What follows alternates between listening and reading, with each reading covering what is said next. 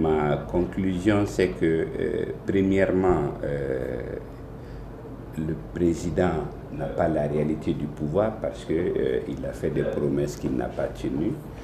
Deuxièmement, le président, je pense que lui-même a très peu la presse en estime parce que, vu son comportement et vu toute la désinvolture avec laquelle il a géré cette question-là. Donc, je crois que pour le Mali, la presse a encore du chemin, la presse a encore des combats à mener et la presse a à se battre pour être respectée, pour être crédible et pour avoir sa place.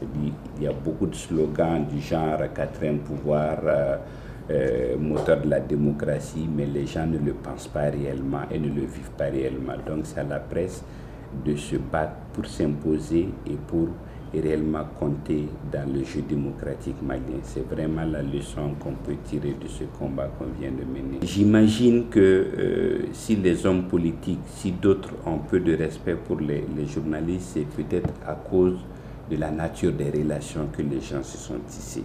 Au Mali, les gens ne mettent pas suffisamment de cloisons, donc on est très souvent dans la familiarité.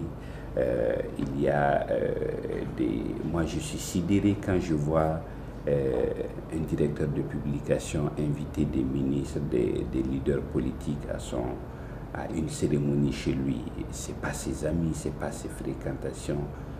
Ils ont juste des relations qui ne vont pas jusque-là. Donc, il faut qu'on fasse comprendre que nous avons un rôle, que personne n'est plus diplômé que nous, et que nous connaissons notre travail et que nous ne sommes pas à corrompre, ainsi de suite. C'est avec ces comportements, c'est en changeant de comportement et de mentalité que nous allons nous faire respecter.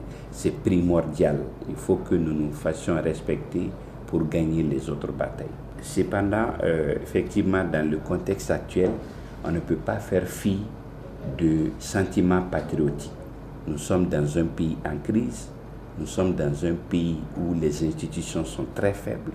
Donc, c'est vraiment le journaliste doit analyser tous ces paramètres pour savoir qu'est-ce qu'il faut dire, qu'est-ce qu'il ne faut pas dire.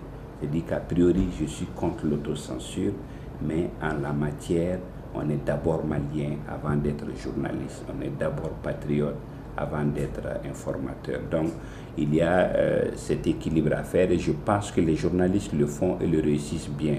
En dehors de ce cas malheureux, nous n'avons pas eu connaissance de dérapage depuis que la crise a éclaté. Donc il n'y a aucun corps qui peut se dire plus patriote que les journalistes.